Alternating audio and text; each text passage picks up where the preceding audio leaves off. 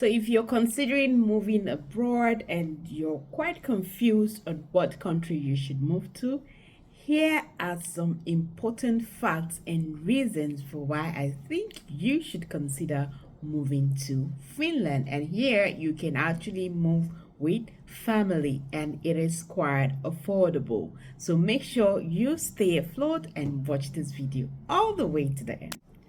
Hello there guys, welcome back to Mercy Talks Everything Jobs and Travel. Welcome back to a brand new video and I hope all of you are doing well today. To my old subscribers, I always use this means to always say thank you so much for keeping up with this channel. Are you new to this channel as well? Welcome to Mercy Talks. Please do not forget to subscribe, like, comment, turn on your notification button so you see new videos like this when they come up. Please do not forget to share as well. We all know that so many countries these days have actually adjusted their migration system when it comes to moving in with families, right? There has been so many restrictions for people to come in with their family, especially in the UK. Also Canada is actually working towards that as well, and so many other countries are doing that. But guess what? Finland is actually different from this. With Finland, you can move in with your family. You can move in with your dependents. You know, a lot of us would want to move into abroad, move into different countries with our family, so at least we can get that supporting system and also, you know, have that family thing within us, which is actually a great idea, I must say. And Finland actually gives you this in return. Okay, so if you're moving to Finland, let's say you're actually moving in to study and you're moving with your dependent is able to work. Okay, and with Finland as a student, you're able to work 30 hours per week. Unlike other countries, especially here in Canada, if you're an international student, you're only allowed to work 20 hours per week. So there's a difference here, 10 hours difference, which with Finland, you know, you can get more money, right? And if you are the main applicant to the Finland application while you're in the country there, your dependent can actually attend an integrated program. Okay, so what does this integrated program mean? So while you're busy going about your daily activities, for the reason why you are in Finland, your dependent can actually attend this integrated program where, you know, they tell them a lot about how Finland system work. You know, they give them a go on the entire process of how you're able to live in that country. So the Finland government actually provide that program, and guess what? While you are attending as a dependent, you are getting paid. This is actually a good one, I must say. So now, once you have lived in Finland for 4 years, either being a student or a worker, either of it, after you have lived in this country for 4 years, you're able to apply for your permanent residence, right? Good news. And also, after that, if you're able to learn the Finnish language, because that is a requirement for you to be able to become a citizen of Finland. So if you're able to learn the language, then you become a citizen. Guess what, guys? This passport of Finland is actually the number 2 strongest of the world. So it's stronger than Canada, it's stronger than US, it's stronger than UK, Australia. It's so strong, right? And you can travel to 193 country visa free. So let's imagine now you get this citizen passport. You know, it's a well respected passport, right? So that is actually a very good one when it comes to being in Finland. So let's say you're coming to Finland to study care assistant, restaurant and catering, practical nursing as well, right? There is always a requirement, and with Finland it is so limited. You know, if you have your YX certificate, your secondary school certificate, all they need is a C6 in both math and English. Quite simple. Math and English, that is the most important thing that is being required for you to be able to apply for admission in Finland, right? There is actually no age limit.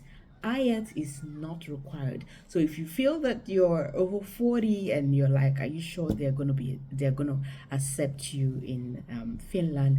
Guys, in this part of the world, age is not a problem.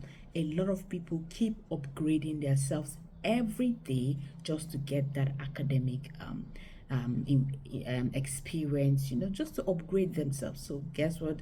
Age is not age being advanced in age is actually not a restriction for you not to study in this part of the world, right? So no IELTS is needed, age restriction is not there as well.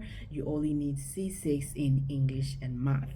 A lot of people then can apply to Finland. Let's talk about accommodation. A lot of people say Canada these days there's no accommodation. A lot of people are here, they don't have accommodation. Yeah, I agree with you. In Canada, there is actually a shortage in terms of housing and all that. But guess what? Based on my research, there's a system in Finland right now that the government of Finland are actually building lots of structures for the next 5 years. So why are they building these structures? These structures currently they are building, there is nobody living in there. Now they are planning ahead because when they begin to have a lot of influx of migrants coming into their country, they are able to give people housing, right? So do not get bothered when it comes to housing. You can move into Finland today, tomorrow you already have your accommodation, especially when you have the money to pay for that accommodation. It is very important you have your money to pay for your accommodation, right? So except when you would want to live in the school hostel, right? Here there's actually competition. You have to be on the wait list. Now it doesn't mean that the school hostel is not nice. It is very nice, but while there's this competition going on and why there are a lot of people on the waiting list, it's because the school hostel is a government subsidized hostel, right? So it's cheaper.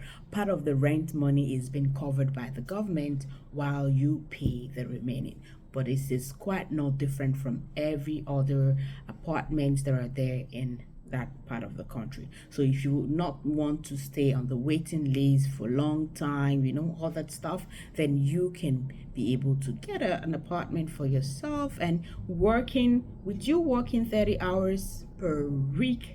I believe you're able to take care of yourself while studying. You're able to do that, and you have your dependent will go to school for free, like they don't have to pay anything because you're actually in that system. Now guess what another good news, when let's say now you apply for practical nursing and that is what you're studying in Finland there, and you're done and you decide, okay, I want to go to school for another program. Guys, that part of the school you're not going to pay anymore. It is totally free. So this is good. Now the only underlying thing about Finland that I'll say, it's just the weather, right? So imagine you coming from some part of Africa and you know that particular weather there is very, very warm, and now you're moving into a country where you traveled thousands of kilometers and then there's a different weather entirely. But trust me, it is something that you will get used to. For your first few months, just learn how to pad yourself properly and you should be able to deal with the weather. So that's the only underlying difficulty that I think you would have in Finland. And now this is an advice for everyone. If you are applying for a program in Finland, right? Not just in Finland, in everywhere, you will need to check what are the job markets in this program. So if you want to study legal, if you want to be a legal practitioner, so lawyer and stuff like, I'm not saying that there are no jobs in a lawyer in the field of law, but I'm just saying, right? So if you want to study law, you have to check what are the job market. When I'm done with school, is it easy for me to get a job after studying. So you have to look into programs, that are able to give you job almost ASAP after your program. Again, you should look for um, programs that actually offer co-op. Why do you need programs that actually offer co-op? Because there is possibility that if you're good at your job, you do the right thing at your job, there is 95% of you being retained in that company. Yes, so you don't have to bother yourself looking for jobs anymore, because after your co-op, you were retained in that part of company, right? So guys, this is all I said I should share with you people today. And in the next video, I'll also be talking about Finland and also schools that I feel are cheap for you that you should consider moving to Finland. Now guys, I would advise that you all take this advantage, because you know how Canada was open before, UK was open before, Australia was open before, and all that, right? A lot of people have taken that advantage. A lot of people are in this part of the country today. They are doing well for themselves. Now, for the fact that Finland is open for all, if you have that means, please try and take advantage so you will not be left out. Okay, so like I said, in my next video I'll be talking about schools that I feel are quite affordable for you to consider while moving to Finland. All right, and I hope I've been able to pass in so many information for you to grasp, understand, and then think about it. All right guys, so thank you so much for watching. I hope that you find value in this video that I just shared, and until then guys, I will see you in my next video. Bye bye now.